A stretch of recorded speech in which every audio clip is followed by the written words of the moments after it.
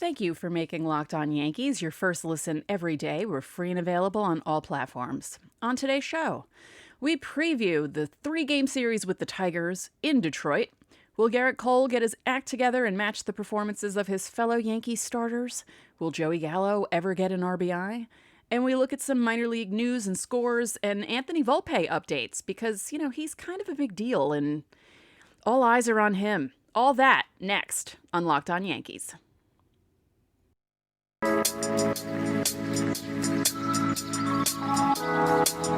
You are Locked On Yankees, your daily New York Yankees podcast. Part of the Locked On Podcast Network, your team every day.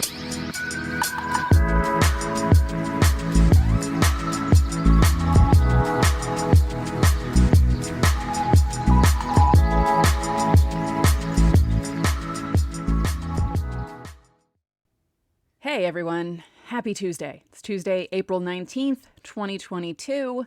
The Yankees are playing tonight in Detroit. Hopefully. Hopefully they'll be playing. Hopefully they'll be hitting. Hopefully they'll be scoring. We'll see. Before we get into everything, like I said in the cold open, preview pitching matchups. We don't have a starter for Detroit for Thursday yet. So I may have to preview that before Thursday's game. Before we get into it, you can find us on Instagram, Twitter, Locked On Yankees, all one word.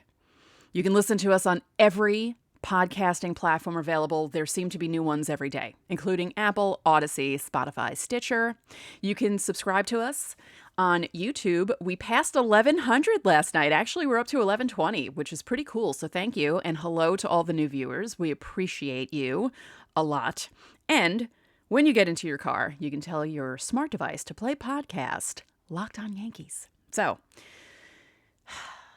the off day is over. The Yankees will be back playing tonight. Again, hopefully hitting something, Maybe it'll be one of those games. When a team looks like crap and don't score, and then either they have an off day or maybe the series starts the next day, the next series, it's like a bad series loss or last game of a series. And they either don't score or maybe they only score one, but they have a lot of trouble with runners in scoring position. And then they come out and start doing really well in the first inning. Maybe. I don't know. If you're not watching me on YouTube, I'm crossing my fingers, but maybe that would be great. Pardon me. That was my cat's tail. Everyone on Locked On, everyone in the network that has a pet has had their pet appear in their podcast, whether it's intentional or, they're walking around. So yeah, that's Sweet Pea. She likes hanging out in here. So let me pull everything up because I did have everything up, but as I said in the open, they're really updating Anthony Volpe's every move, which is understandable, considering what the Yankees didn't do in the offseason in order to keep him. So we'll get to that in segment 3. Right now, let's look at the matchup for tonight. So Gerrit Cole, I joked about it in the cold open. Will he do as well as his fellow starters? I joked on Twitter the other night. I like Gerrit Cole. I'm not worried about Gerrit Cole, but I joked and said, not the other night, the other afternoon when Nestor Cortez was pitching really well and the offense wasn't doing anything. I said, I wonder what it's like for Gerrit Cole to watch a real ace pitch. I'm kidding. I was kidding. It was right there. It was on a tee. So his opponent tonight is Tyler Alexander. He was a second-round draft pick, 2015, for the Tigers, so he's been in their system this whole time. For his career, he's 5-11 with a 4.15 ERA, 69 games, 26 starts, 201 innings, or 201 2/3 innings, 172 strikeouts. Not bad. He threw one game so far this season, 5 1/3 innings, 4 strikeouts. His ERA is 5.06. He did not get a decision in that game. Now, we all know about Cole, but let's look at it anyway. Cole's pitched in 2 games. He's thrown 9 and 2/3 innings, 9 strikeouts, no decisions in either game.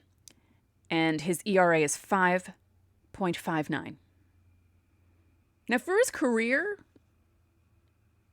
he has 1,682 strikeouts in 1,459 innings. That's pretty good. But I would like to see Gerrit Cole, pitch like Gerrit Cole, not have a rough first inning and pitch the way he pitched, because he did that against the Red Sox. He kind of did it against the Blue Jays. Like he would have something bad happen and then be okay. And it's just, let's be okay the whole time. Can we try that? Let's try that, Gerrit. It's your 3rd start now. Okay, we're getting into territory where spring training would have ended by now, right? And they would have started the regular season. So, yeah, let's try and get something going. Tomorrow night, Luis Severino against Eduardo Rodriguez. Yankees are familiar with Eduardo Rodriguez. And he has appeared in 2 games, 7 and 2/3 innings, 7 strikeouts, 1 loss. His ERA is 5.87. And I said this about everyone. You're going to see some rough numbers from some of these guys because of spring training not being as long as it normally is. These guys things will even out for them. Maybe. Hopefully not for Eduardo Rodriguez tomorrow. Let's hope he still doesn't pitch well. That'd be great. How about that? And let's look at Luis Severino, who has a 2.25 ERA in 2 games, 1 win, 8 innings on the nose, 11 strikeouts. Looked great in his last outing. Kind of lost some gas, I guess, toward the end. And then he picked it up again to finish it out. So, these guys are just starting to ramp things up. You'll start to see longer starts from people. That was a weird sentence. And, hopefully things will be okay for all these guys. And then in the finale, as I said, when I checked earlier, it's TBD. TBD is a mystery. They don't really tell us much about TBD, but that's for Detroit. For the Yankees, it's Jordan Montgomery. He has a 3.24 ERA in 2 games, no decision. Of course, the guys don't like scoring for him ever. 8 and 1/3 innings, 6 strikeouts so far. And I said, when did I say it? I think I said it before the season started, that I felt like he was going to be one of the wild cards this year. And I still feel that way. And I hope he really does well because, he's still kind of coming back from his surgery. Even though he was around last season and pitched last season, I still feel like he's still coming back from it. And, hopefully the offense will score for him. That'd be great. Actually, it'd be great if the offense scored for everyone. That would be fantastic if you guys could do that for your boys, because, it's not fair when these pitchers are pitching as well as they are, Nestor Cortez on Sunday, and the offense does absolutely nothing. In segment 2, we're just going to talk about how the Yankees are doing, the reactions to how the Yankees are doing. Will Joey Gallo ever get an RBI? He will. If he's in the lineup tonight, watch him get it tonight, now that I've been making fun of him. And I love Joey Gallo. I said it at the start of the season. I was going to try and do a Gallo segment every show, but he hasn't really done much. So, Joey, pick it up. But first, BetOnline is your #1 source for all your betting stats and sports info. Find all the latest sports developments, league reviews, and news, including this year's basketball playoffs and the start of Major League Baseball season. Yeah, the basketball playoffs have been interesting. I'm still stuck on that Nets-Celtics game. That was amazing. That last shot was amazing. I couldn't even believe that it happened.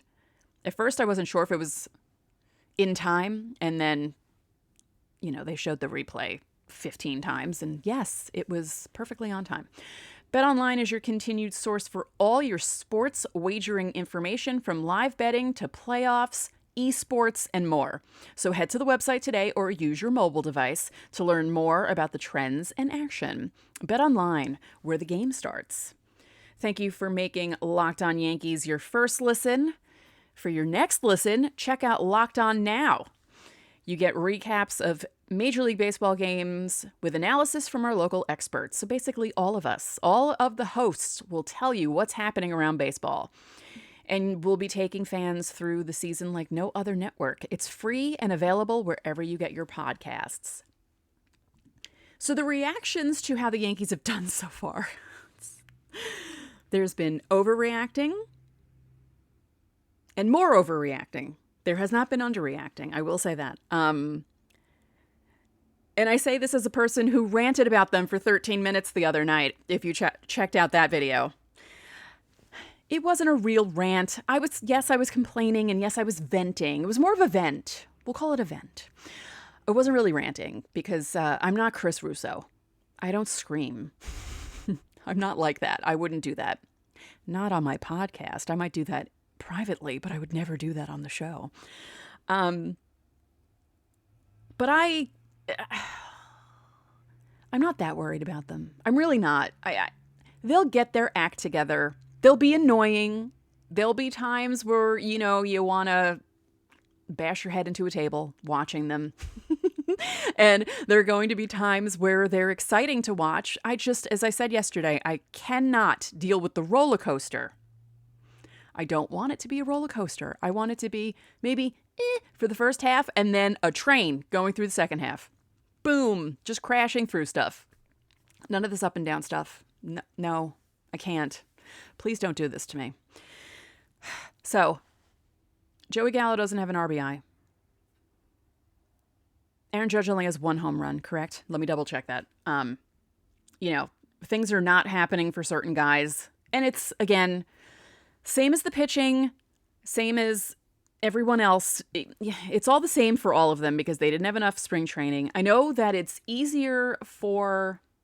Well, no, I shouldn't say that. It's not easier for the hitters to get ready because if they don't have pitchers throwing live batting practice to them, there's a big difference between having a machine throw a ball at you or hitting off a tee than having someone actually throw a ball at you and, different pitches. And yeah, so it's going to take some of these guys some time to get into things. So let me just double check that. I think that's correct. Yes.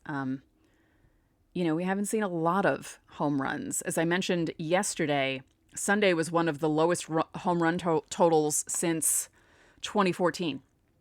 September 24th, 2014 was a Wednesday. It was the night before Derek Jeter's last home game, walk-off game, September 25th, 2014. And it was the lowest home run total in a game in April since 1993. There were 15 home runs in 14 games. That's nothing. That's really... Did MLB forget to... I think they forgot to give out the juiced balls. I think that's the problem. Because that's going to be happening because they're not going to want to deal with guys not hitting home runs. Oh, speaking of that briefly, who did Freddie Freeman hit his first home run of the year off of? The Braves, of course. It's like... Don't you love baseball? I say it all the time. That's why baseball is my favorite sport. I feel like you don't get moments like this in football and basketball or hockey. You get them in baseball. Baseball, I feel like baseball is romantic. And I'm not saying that just because I look the way I do. But, men say that baseball is romantic too. How could you not love it? There are so many storylines to follow and so many different angles to these storylines, and it's just, oh, yeah. So, of course, he hit his first home run against the Braves.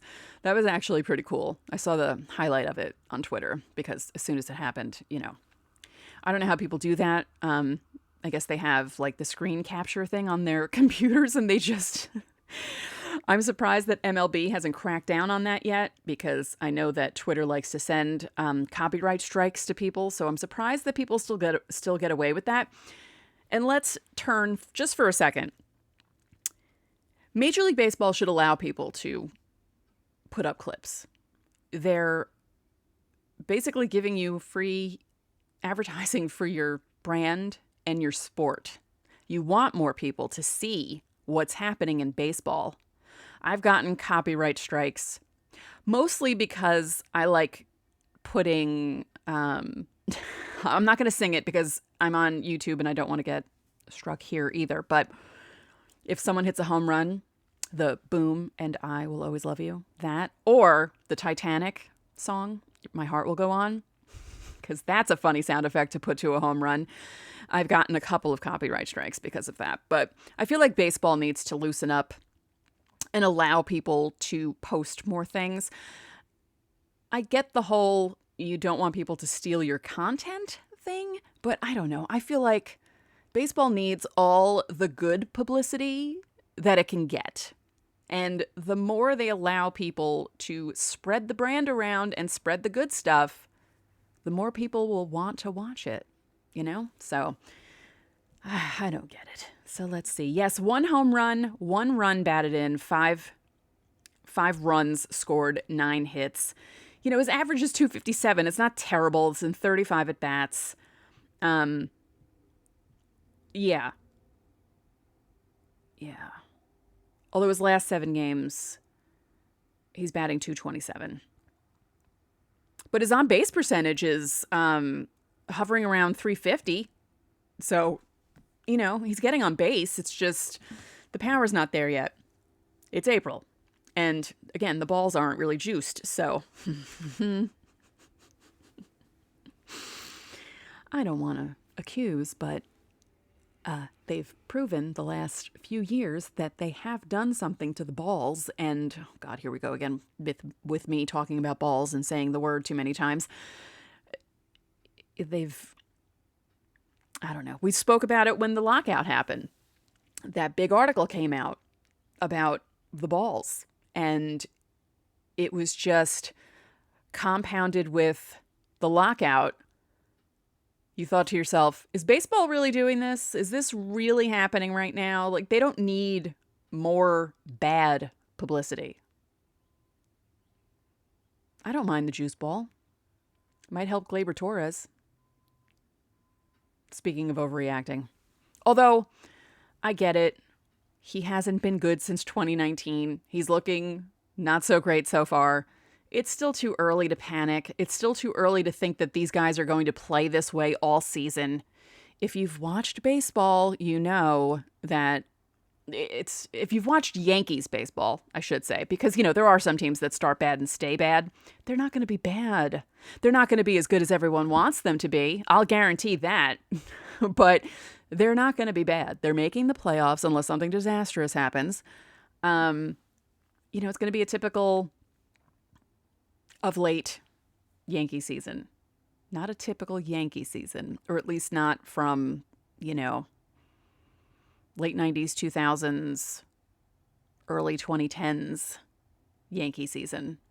It's going to be more of a 2020, 2021 Yankee season where things are going to happen. You're going to be annoyed.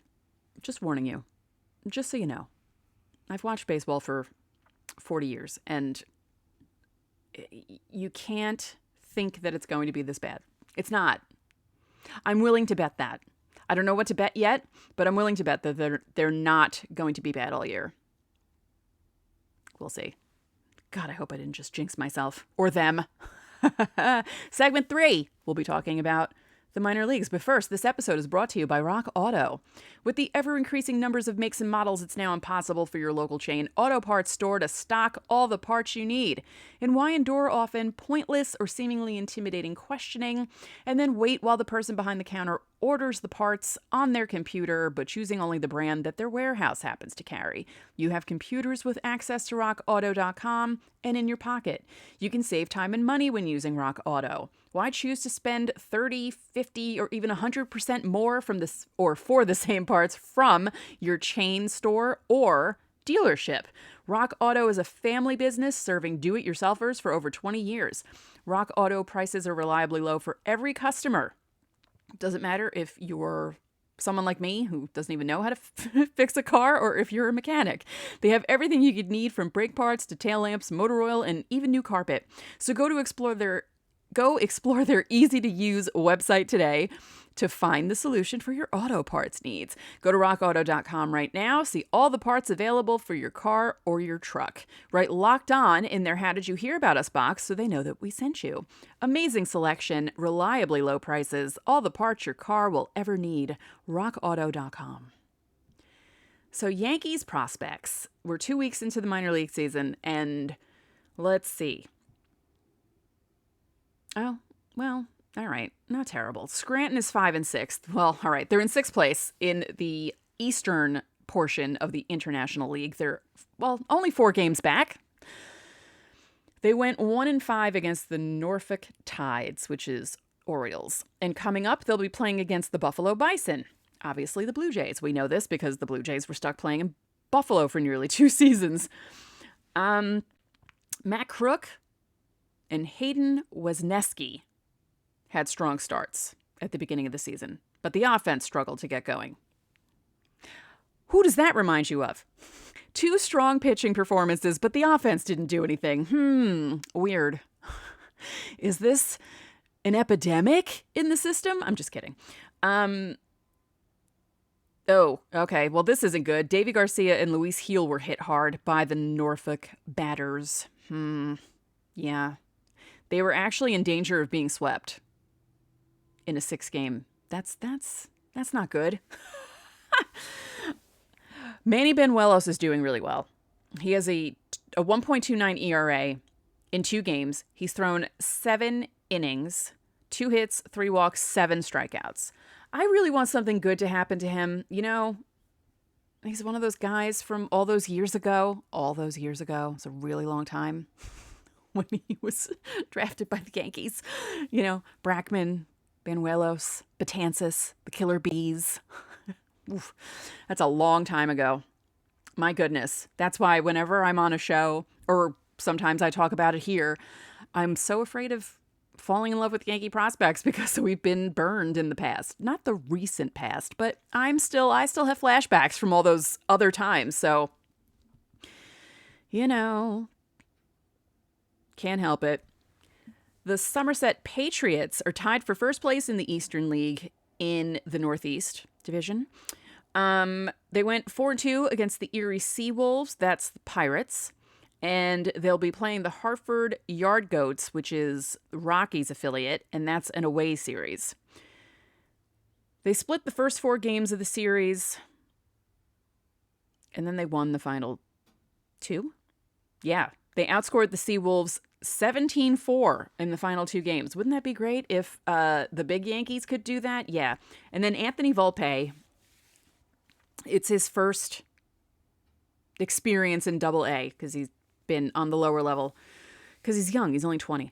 He hit a grand slam on Sunday for his first Double-A homer. And let's talk about Volpe because there is a continuous article on the Yankees website keeping tabs on the Yankees' number 1 prospect. And that's understandable. He's the number 1 prospect. He's the one they clinged to.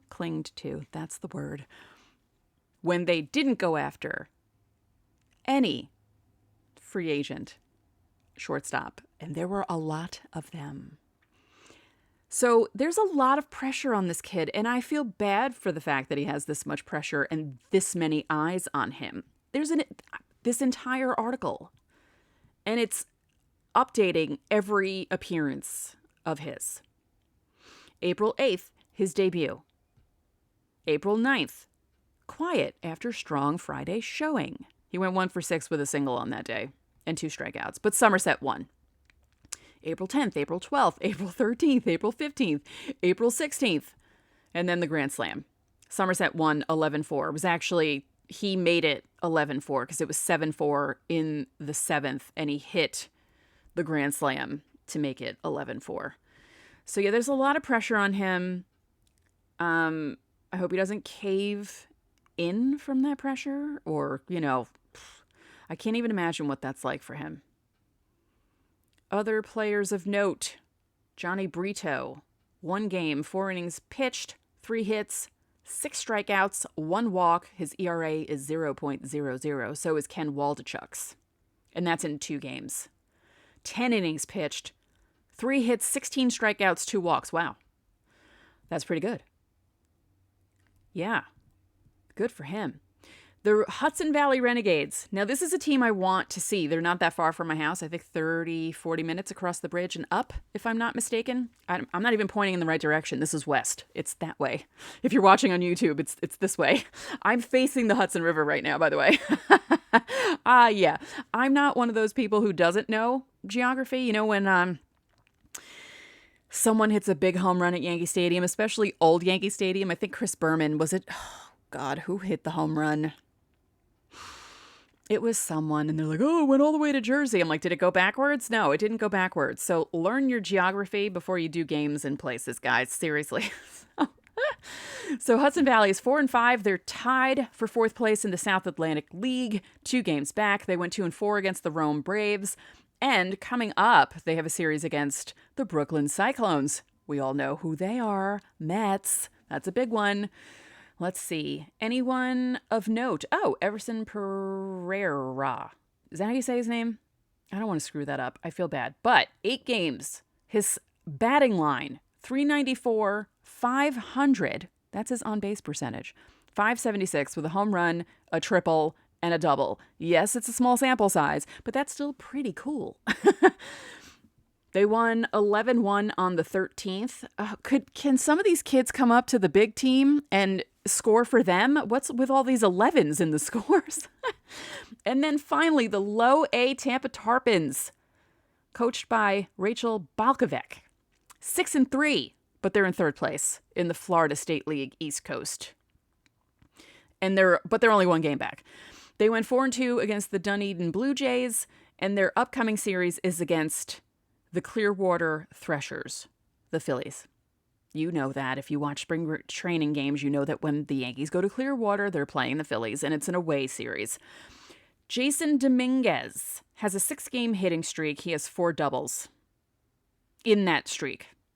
And he's also hit, let's see, at least 1 ball, 100 miles per hour in each of those 6 contests. Pretty impressive. I'm getting all this information from Pinstripe Alley, by the way. Thank you, Pinstripe Alley, for laying this all out for me so I can see it. So in 8 games, Jasson Dominguez is batting .250, .270, .361 with 4 doubles and a stolen base. Jack Neely, 3 games pitched.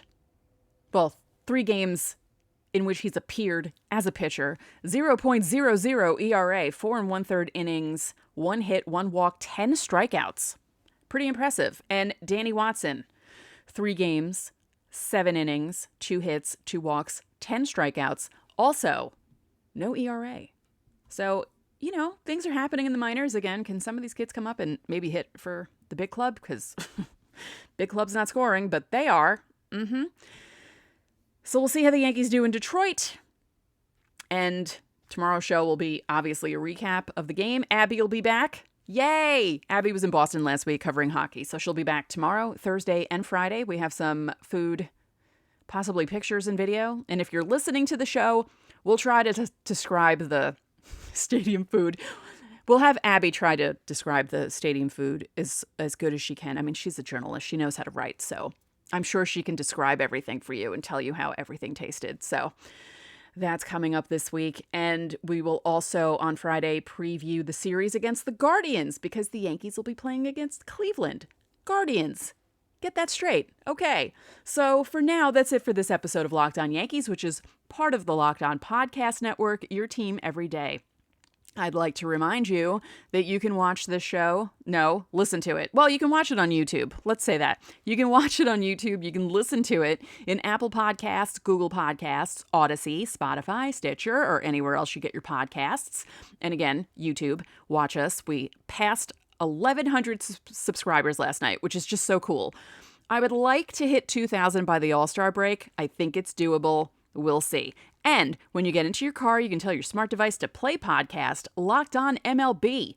Make your second listen of the day Locked On MLB. Paul Francis Sullivan, please call him Sully, brings you his unique perspective on the major leagues, both past and present, and it's free and available wherever you get your podcasts. One more thing.